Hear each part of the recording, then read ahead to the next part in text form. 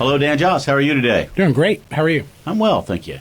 And speaking of being well, Yes. people go to the doctor and get a checkup all the time. Well, not all the time, but they go and they have, the doctor's should. got a list of things to check on to figure out how somebody's doing. And I would imagine that there's a way to do that with your finances as well. There is a way. It's called a financial net worth analysis. Okay? That sounds complicated. It's not so complicated.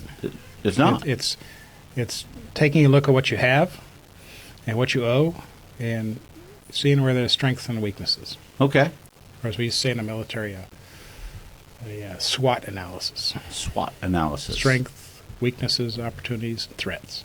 Okay. So if we look at a financial net worth statement, we have assets on the left, like cash at the top, and then investments, maybe stocks and bonds and other things below that, and then below that, retirement accounts, because that's a whole separate category. And then below that, houses and cars and real estates and other business ventures. And then at the bottom of that, there's a total. It says total assets. Right. We could just say, $1 million or $10 million Or $50. or let's go with $150. Okay. It means there's probably no house or cars. Probably not. Then on the right, we have liabilities, things that we owe. So you have credit cards and student loans and personal lines of credit and home equity lines of credit and mortgages for each of the homes. And then that says total debt, and then the total net worth is the difference between the two. Okay. Well, that sounds really easy. Assets minus liabilities.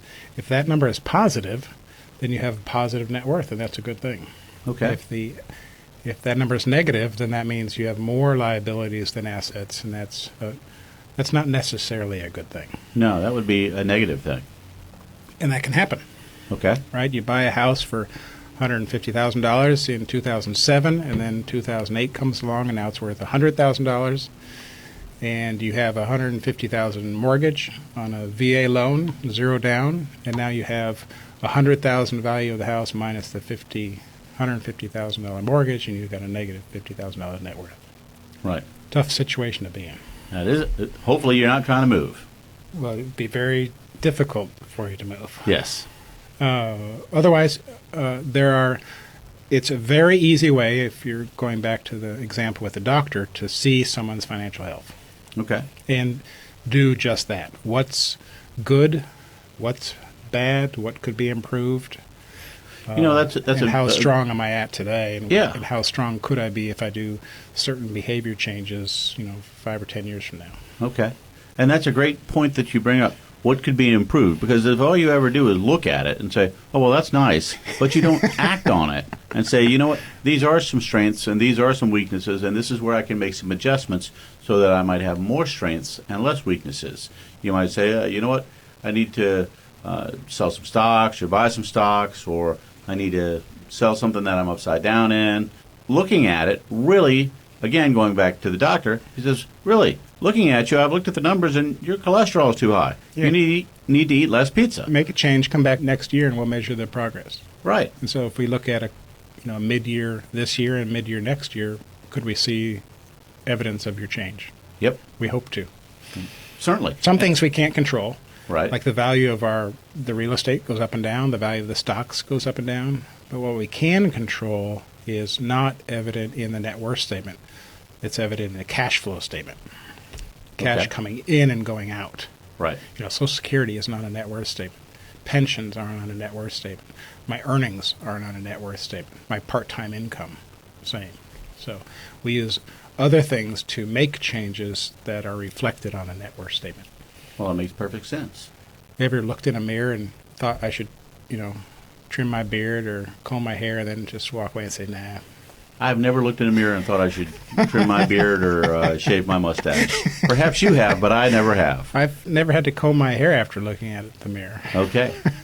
All right. So for all of you out there wondering in the world, some of us have different follicle gifts in our life. That's what we're talking about. But we're really talking about... They're both gray. They're both gray. There you go. Yes. But what we're really talking about is a financial checkup. And if someone wants to talk to Dan Joss about that, what's the best way for them to do that? They should give us a call at 757-903-2127 or our website at jossbrown.com. All right. Thanks so much for being here on Money Talks. Thank you. Money Talks is a weekly program presented for the listener's benefit and entertainment. It is provided at no cost to the listener, and the ideas, opinions, and comments are not to be construed as legal advice, tax advice, investment advice, or other advice specific to the listener. Listeners are encouraged to seek the advice of a licensed professional or other qualified party when dealing with financial, legal, tax, medical, investment, insurance, taxidermy, plumbing, electrical, carpentry, real estate, chiropractic, veterinary, oral hygiene, hot air ballooning, etc. We have given you some food for thought. Now, call a licensed professional such as Dan Joss at 757-903-2127. Thanks for listening, and remember, failing to plan is planning to fail.